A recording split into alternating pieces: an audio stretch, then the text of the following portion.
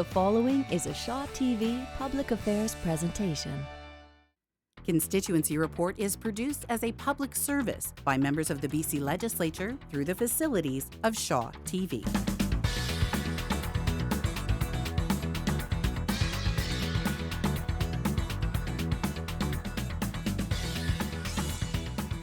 Hello and welcome to Constituency Report. I'm Tracy Palazzari. Very pleased to welcome Michelle Stilwell to the studio. She is MLA for Parksville-Qualicum. Welcome to the show, Michelle. How are you? I'm great, Tracy. Thanks for having me here. Yeah, great to have you here, especially as a new MLA. How's it been adjusting to the new role? Oh, it's been absolutely fantastic. What a great way to start my role as MLA, to go straight from basically the election and all the campaigning to sitting in the legislature and having those first experiences and really getting right to work and figuring out what the role of an MLA is. Yeah, and I want to begin with a really neat photo of you in front of the legislature building. What did it feel like to come into the building for the first time? Any jitters? Well, I wouldn't say there were jitters, but you know, you look at this huge building that is an icon in British Columbia politics, and just imagining all the work that goes on in the building and what gets accomplished on a day-to-day basis for the rest of British Columbia, for everybody that lives here, for the greater good. And you know, I think that's something every day that I walk into the building or wheel, you know, it's something that I definitely take to heart, that it is a group full of individuals who are working together collaboratively for a common goal and a vision. Yeah, definitely. I want to start by talking a bit about your background, because I think it's so unique to have an MLA who's also very talented, decorated athlete like yourself. And when you started to get involved in racing, did you ever imagine it would take you to the Paralympic Games and other amazing worldwide competitions? Well, certainly growing up, I was a huge fan of the Olympic Games, and watching other athletes stand on the podium and see the flag rise or hear their anthem playing, it always had a warm place in my heart. And you always have those dreams or things that you think, like, wouldn't that be amazing? What an incredible opportunity. Yeah. So when I was first introduced to the Paralympic movement in 1996, it was actually wheelchair basketball that drew me to the sport, or to the games. And you know, I dove in head first with my passion for sport. And when I was actually at the 96 games at the opening ceremonies, I had Team Canada walk in. I felt that moment that it was something that I wanted to experience. I went home, set the goals, and started working towards how I would achieve those goals and make sure that I could reach the final destination.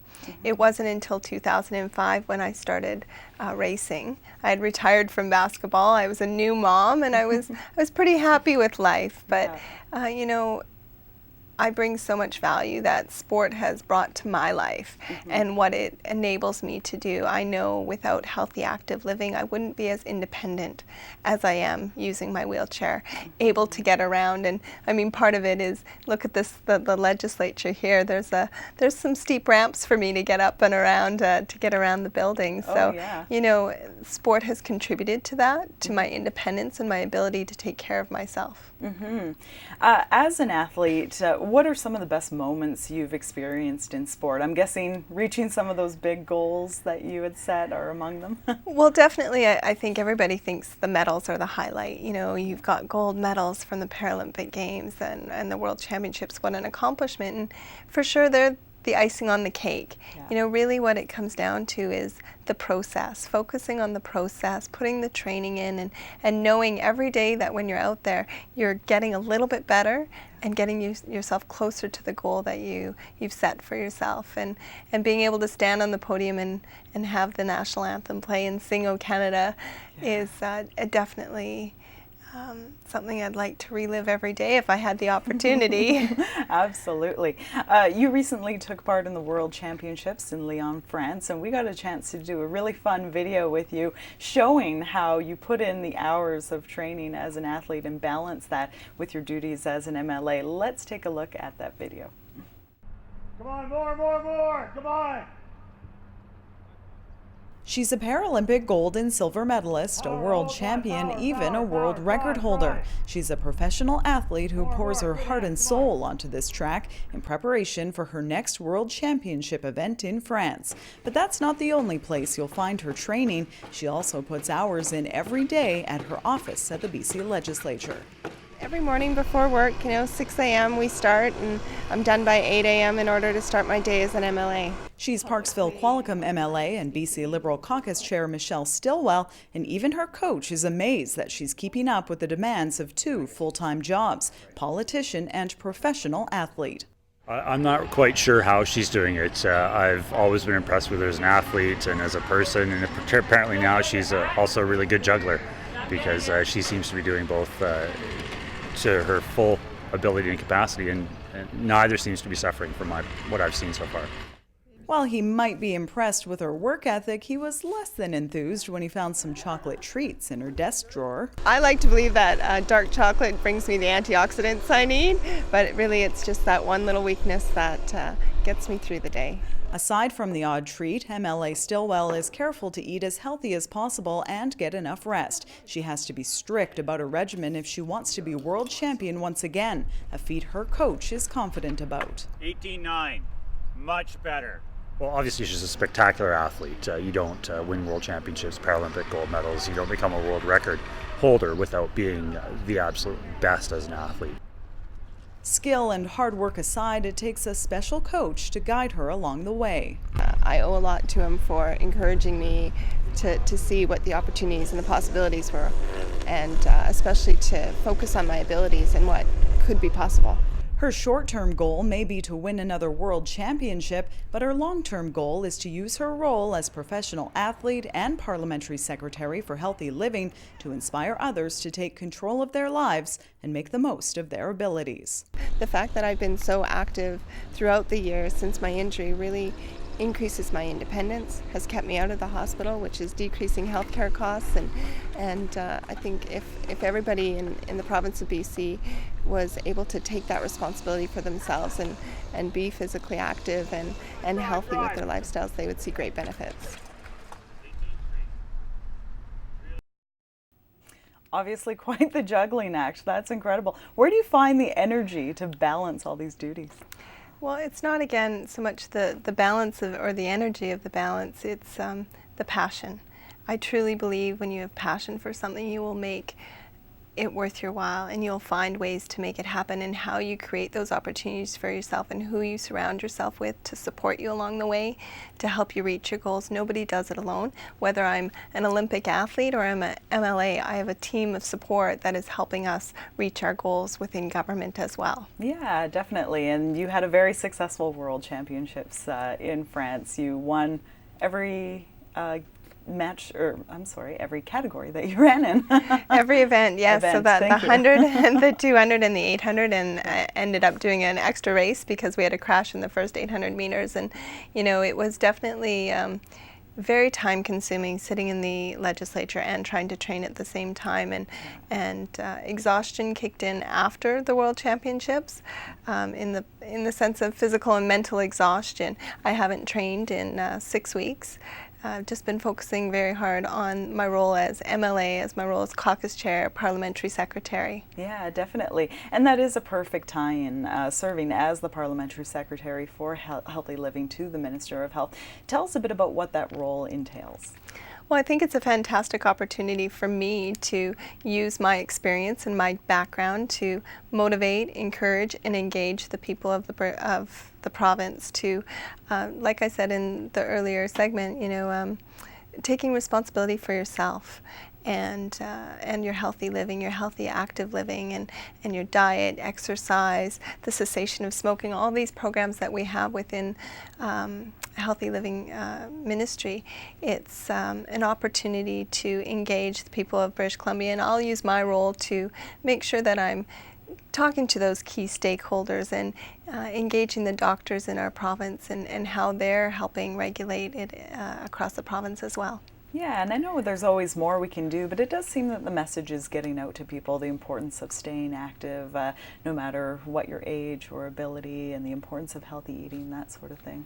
I would hope that that's what's starting to resonate with people, and I really do feel it's moving forward. We do have some great success rates across the province, so I look forward to helping engage and make sure we move forward on those things. Yeah. Another role, you were named the caucus chair, which is quite rare and exceptional for a rookie MLA. Were you thrilled to receive this title as well? Well, for sure. You know, what an honor to be recognized by your other caucus members, to represent them and to speak on behalf of them and be that communication between caucus and the Premier. And, you know, I feel incredibly honored to have been elected, but as well so excited for the caucus that we have. We have this high energy, hard-working team that is excited about the vision that the Premier has for our province, the mandate that we've put forward for the things we want to accomplish, and everybody is so engaged and working together and learning their roles and taking it full on, and I'm just really proud of all of them, and I look forward to the coming years as we move forward. Yeah, definitely, and I know it was a very exciting provincial election. What was the campaign experience like for you? I imagine you must have had some great community support behind you. I feel so blessed to be from Parksville-Qualicum, North Nanaimo, and have so many incredible people in the community who do support me, and not only support me as the representative down here in Victoria, but support my background as an athlete and encouraged me to still compete in the games this summer, and how many people truly see the value in it. Definitely. Turning to some local happenings in Parksville-Qualicum, the Oceanside Health Centre opened its doors back in June. How significant is this facility for the community? Well, what a huge step for our community. The Oceanside Health Centre is going to be able to take some of the load off of the hospitals in our region to decrease the travel time that people in our community and the surrounding communities would have to have in order to get the health care that they need. And, you know, we've opened up the urgent care just recently last week, and it's been phased in as we opened at the beginning of the summer. You know, we have some lab there that does all the blood work. We have x-ray, ultrasound. All the core services are being run out of the Oceanside Health Centre as far as home care services and things like that. So it's changing the way we deliver health care. It's a kind of a pilot project and seeing how it's going to move forward, but I'm really excited for the benefits that it is bringing our community, and so far the response has been fantastic. Oh, excellent. And you've toured the facility. What does it look like? A brand new, beautiful facility, I imagine. Well, you know, it's the facility itself has top-notch technology, you know, and being somebody who's spent so much time in and out of hospitals over the years with my own injuries, you know, to see the telehealth and how we can now connect with doctors in Vancouver via a telephone or via a television screen while the nurse is in the room with us, connecting the right equipment to us so we can save those travel costs but still see the specialist. Like, it's just something that's so incredible to see us moving forward in healthcare. Yeah, and those travel costs, I mean, the travel time and the stress that comes with that for patients as well, that's a big relief for them. Absolutely. As well. Yeah, for sure. I wanted to touch on seniors briefly because I know that's a very significant population in your riding. Tell us a bit about the Better at Home program. Well, you're right. You know, 47% of my population in my riding is over the age of 65. And, you know, I think one of the critical points going forward in healthcare especially is how do we keep seniors at home and out of the healthcare system to decrease some of the costs that we're experiencing in our healthcare system. And so the Better at Home program was just announced at the SOS, which is in my community, through the United Way.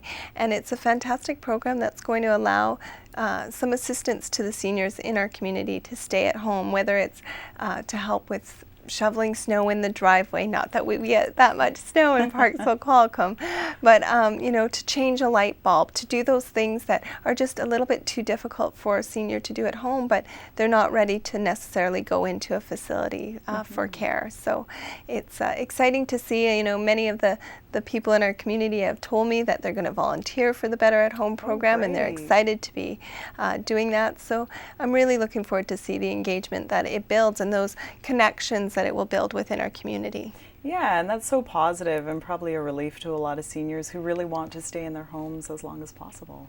Well, and I think, as society changes and we've sort of become a technology state, we have to make sure we still concentrate on those friendships and those community connections and supporting each other, because in order for this to work and for us to go forward and work well, we really need to work together. Yeah, definitely. And support each other. Yeah, for sure. Well, great things happening for seniors in Parksville-Qualicum, and there's much more to discuss after a short break here on Constituency Report. Grab a pen and paper. We'll put up contact information for MLA Michelle Stilwell. We'll be back to chat much more with her right after this.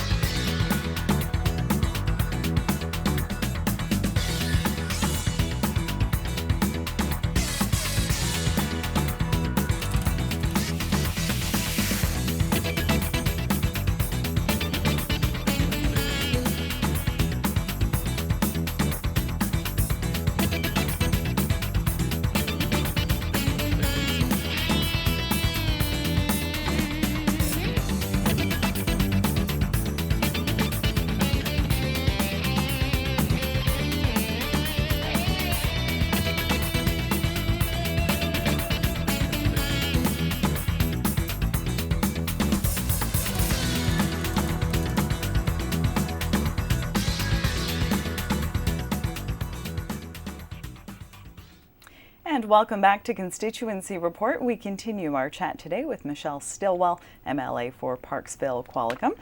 Turning to issues at Vancouver Island University, which is a great facility institution in your riding. I hear they'll be getting more than $550,000 for an Aboriginal service plan, and this supports Aboriginal students in particular?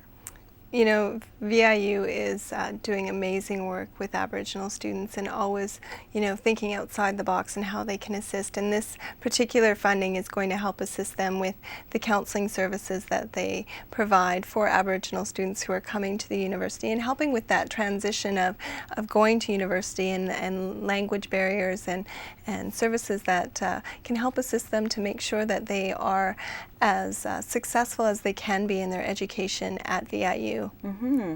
And we also have a photo from a tour of VIU that you did at the Aboriginal Gathering Place. This photo was taken. This was for the Youth in Care Tuition Waiver Program. Tell us a bit about that.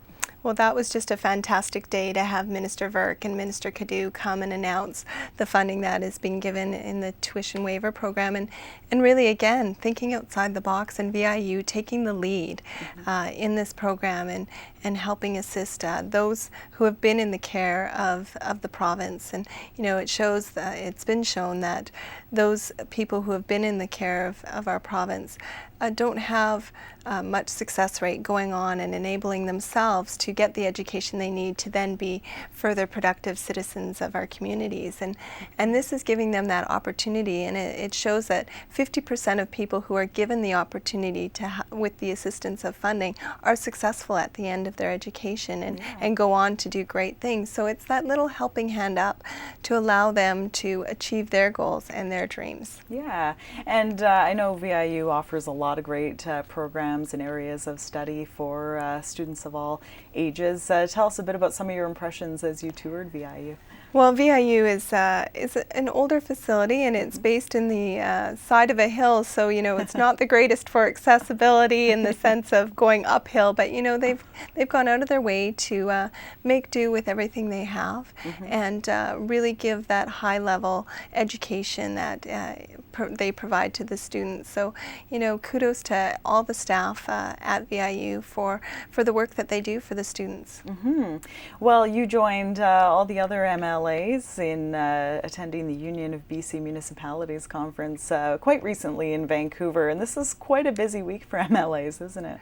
Certainly, it wasn't something that I had ever experienced before. Not coming from a municipal background, I had never experienced UBCM, and really truly having having that understanding of how that collaboration works. But it really opened my eyes to the networking that occurs and how people bring their ideas to the table and how we collaborate and how we approach, you know, from the municipal level to the provincial level for assistance and making projects go forward and helping assist different municipalities across the province from big to small, supporting the residents who live in those communities. So, you know, it was wonderful for me to have that opportunity to spend time with all the city councillors and mayors from the 5 that I support in my riding, and be by their side, listening and supporting them as they try to get their initiatives started and going forward. Yeah, definitely.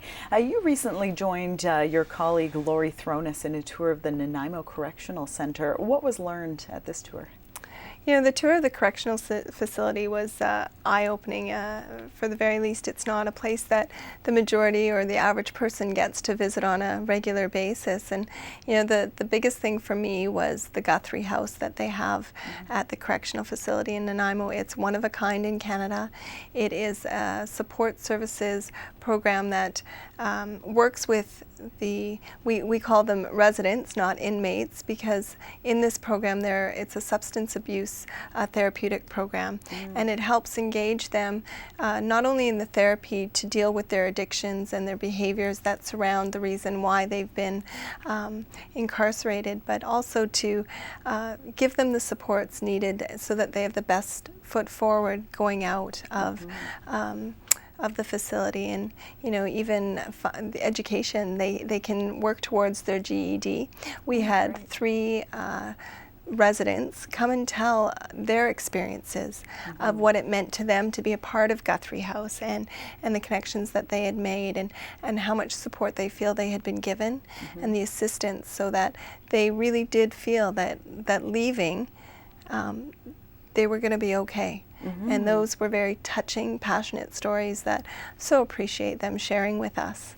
Yeah, it kind of makes you reflect on how much you must learn as an MLA, not only dealing with stakeholders in various areas, but people who are really directly involved by the programs and services that are supported by government. You know, Tracy, I think that's absolutely such a great point. You know, it's that opportunity for me to meet the people one-on-one who are receiving the services and seeing the benefits that they're gaining and how it's empowering them in their own lives. Yeah, definitely.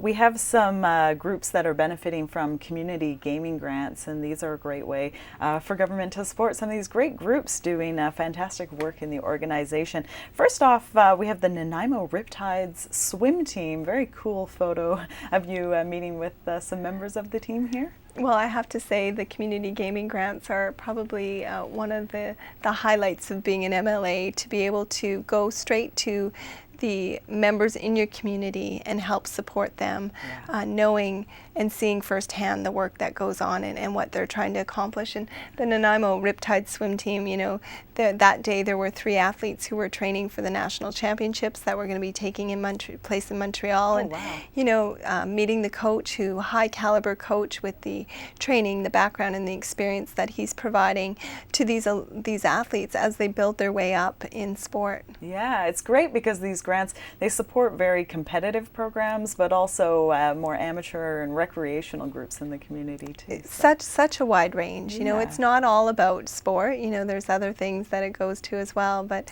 definitely the sport is a highlight for me. Yeah, definitely. Speaking of which, the next photo of you is with Barry Cresswell. He's head coach of the Nanaimo Amateur Boxing Association. They received a grant as well. Yes, of course. Yeah, and we also have our next photo, members of the Oceanside Minor Hockey Association, and hockey's a great sport that we all support here in Canada. Well, I think you would find it hard-pressed to find Canadians who aren't lovers of hockey and see the value and everything that it brings to our country. But these kids were just so excited to know that, you know, they were going to have the ice time so that they could get out and play with their friends and continue to build on their skills, those fundamental skills, as they move forward in their sport. So, you know, that was definitely a fun day.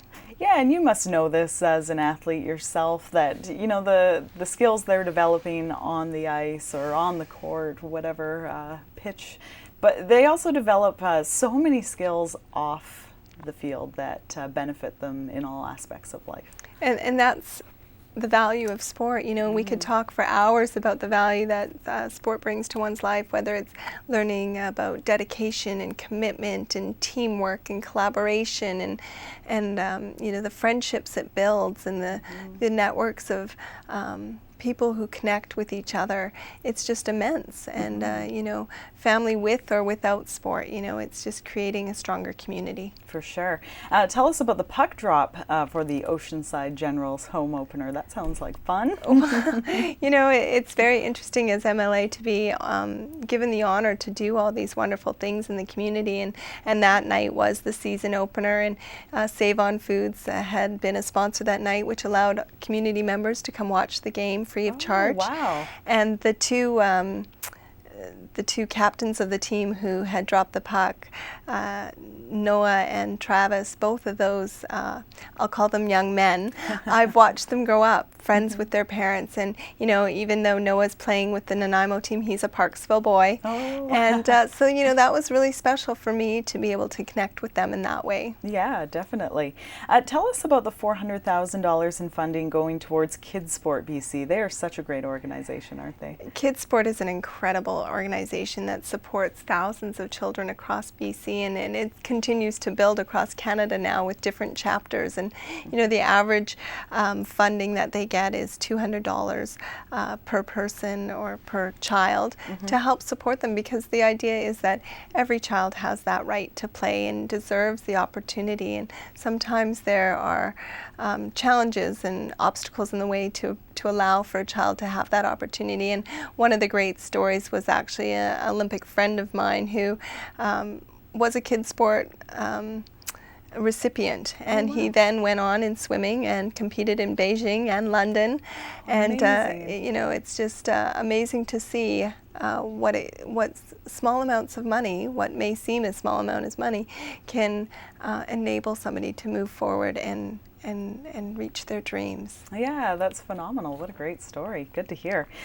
You helped the community celebrate 100 years of the Coombs Country Fair, and I hear you got to present a Century Farm Award as well on behalf of the Agriculture Minister, Pat Pym. Yeah, so Minister Pym was not able to attend the Centurion Award, so I had the honor to go out to Coombs and see a true country fair, and that's truly what it is. You know, it's really bringing down home the goats and the agriculture and you know, growing things on homeland, and really what I thought was incredible was, you know, the 4-H clubs that take part in these country fairs, and how our young adults and our youth are learning about agriculture and how that engages them in our community as well.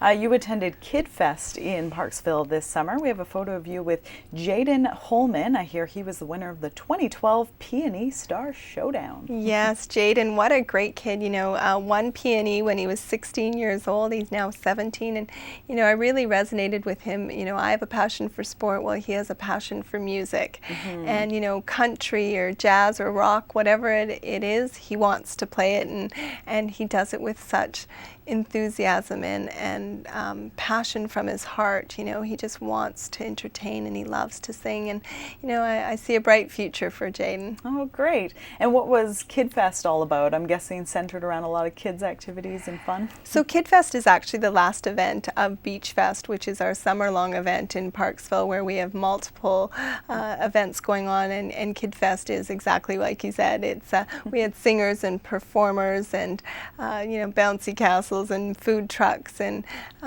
Bob's and Lolo were there. I don't know if you're familiar with them. I think I know. Yes, and actually, funny story, Bob's and Lolo are from my riding originally. Really? They went to Dover Bay High School, and you know, now they're making themselves a big success in the children entertainment department. So kudos to them. Yeah, we are almost out of time, but I wanted to put up one last photo from the Parksville Lawn Bowling Club. They're in a sea of pink, doing some great fundraising.